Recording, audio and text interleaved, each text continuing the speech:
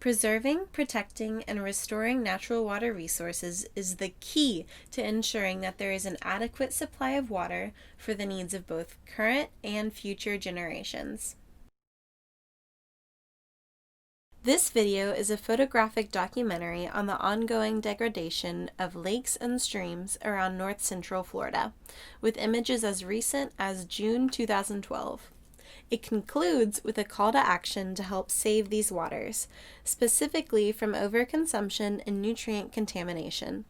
Hopefully this video will prepare you to learn more about water conservation initiatives as a means to preventing further degradation of Florida's water supply.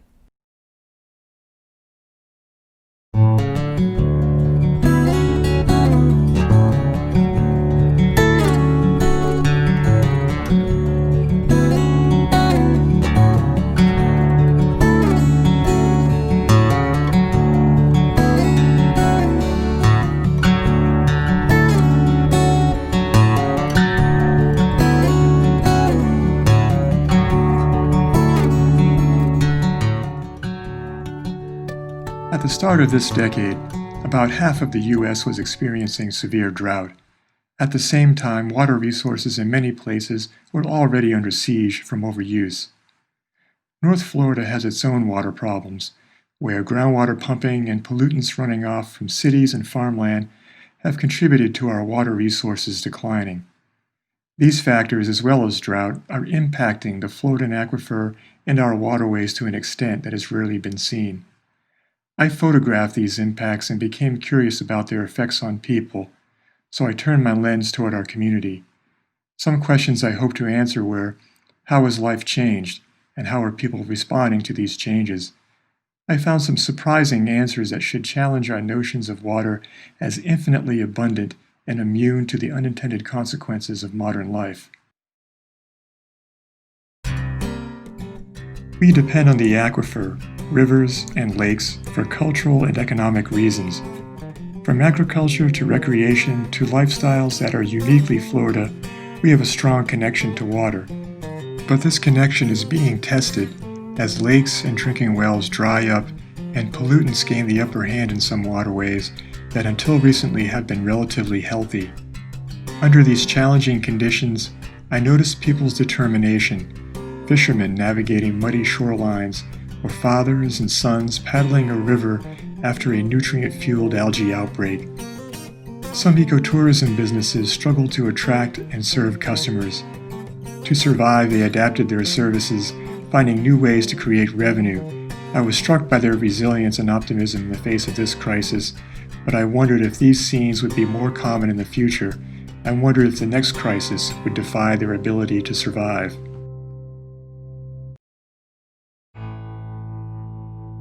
Living waterside is a special way of life. Water becomes the center of existence, gathering people and activity around it. But to families living near a dying lake, the experience is said to be like watching a terminally ill parent suffering a slow, painful death.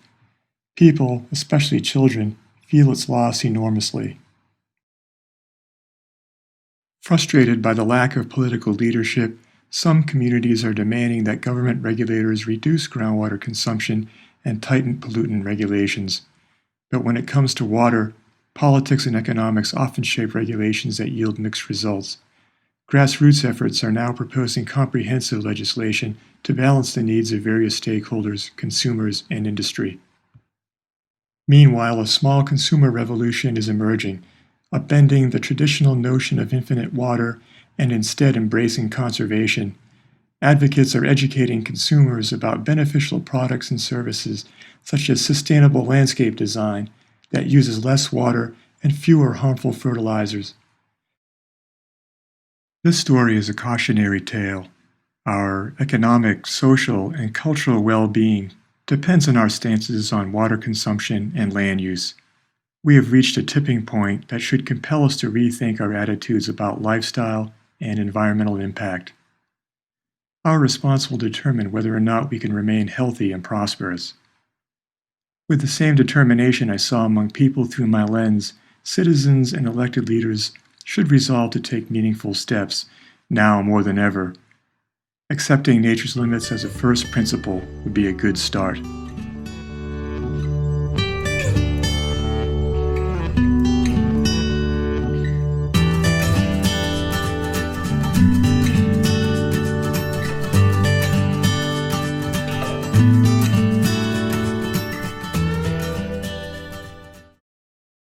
Water conservation initiatives can be grouped into 4 broad categories: residential, personal, agricultural, and commercial. Residential water conservation initiatives refer to the actions neighborhoods or towns take to save water, while personal water conservation initiatives only refer to the water-saving efforts in one home. Residential areas use water, for example, to irrigate public lands or supply water to fire hydrants or decorative fountains. Personal water uses encompass any water use in the home, including water used to stay hydrated, take showers, water plants, or wash clothes. Water used in agriculture is mainly for crop irrigation. Commercial use is a broad category of water consumption that encompasses water used in power generation or for the needs of an office building or hospital.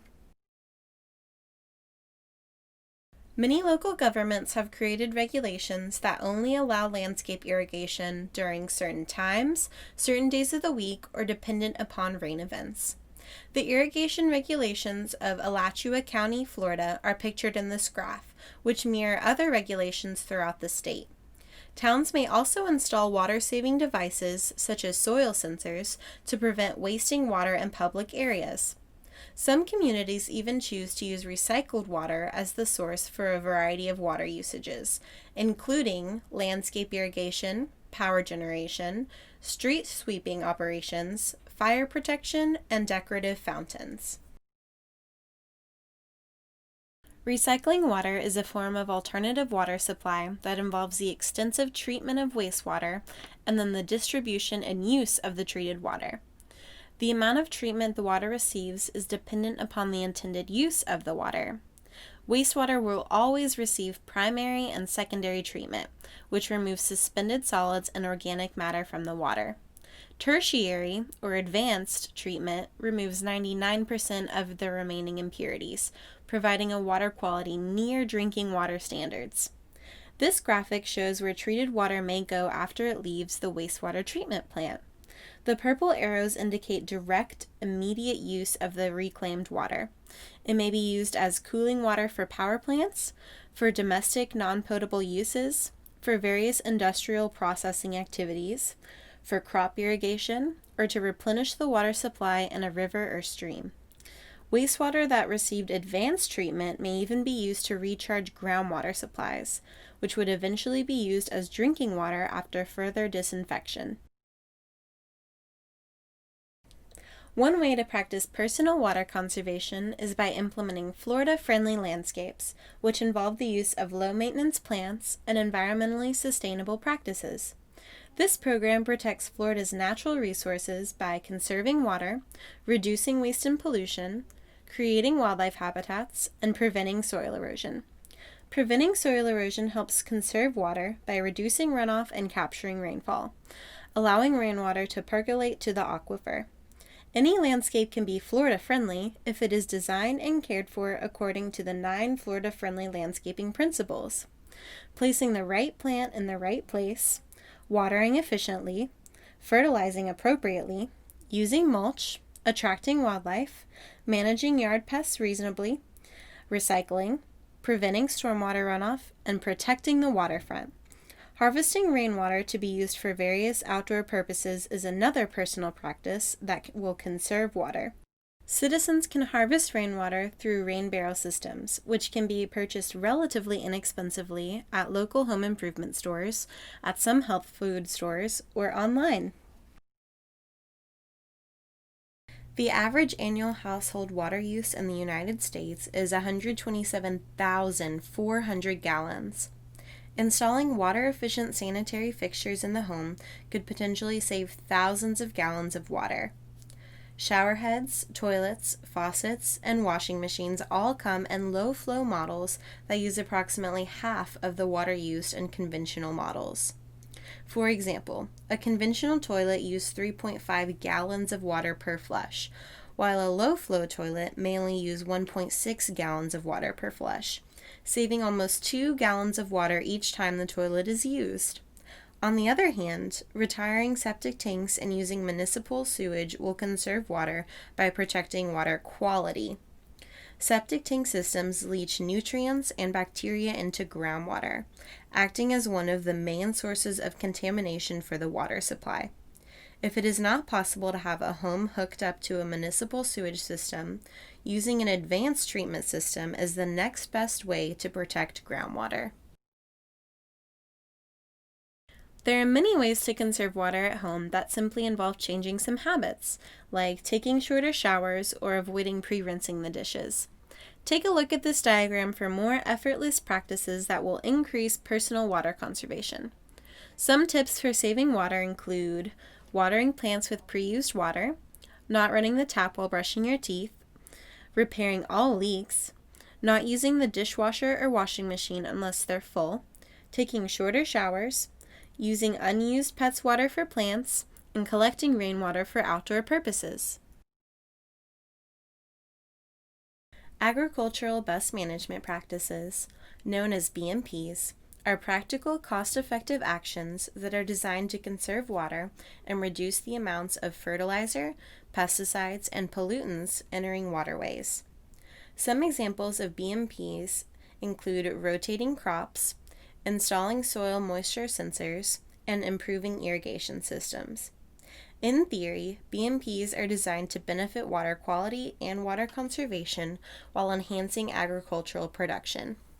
However, in practice, these regulations are often not monitored or enforced, and many may not even be measurable, resulting in a lack of accountability. This lack of enforceable standards is important because BMPs are often the only water quality regulations that apply to non-point sources of agricultural pollution. Commercial and institutional facilities account for up to 17% of public supply water usage in the United States. Each type of facility has different water use patterns, but significant water savings can be achieved through improvements in equipment and operational practices. This may include regularly checking for and repairing leaks, installing water-efficient sanitary fixtures, practicing water-smart landscaping, optimizing cooling systems, or developing a water management plan. The graph depicts the end uses of water in various types of commercial facilities, demonstrating where each facility should prioritize and focus its water conservation efforts. Florida water conservation incentives are motivational tools that range from state tax reductions to local incentive programs.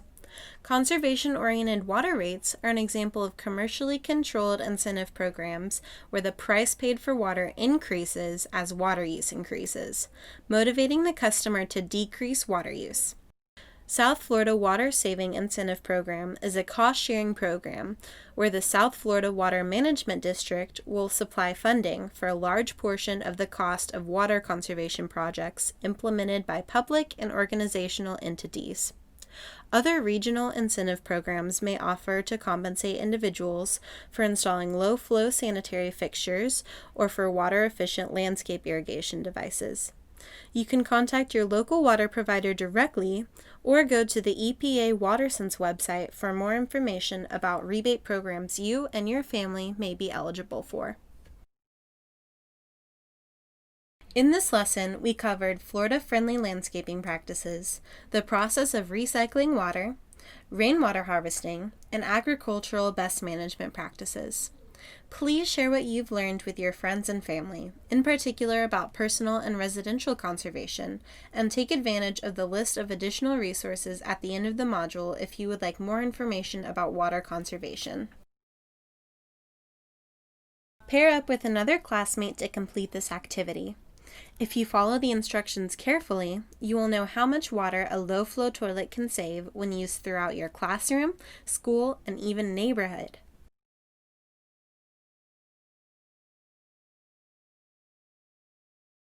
In this activity, you will determine feasible water conservation initiatives for your area and compare them to the current water conservation practices already in place. You could then contact your local official or school administrator with suggestions for new, practical ways to save water in your area.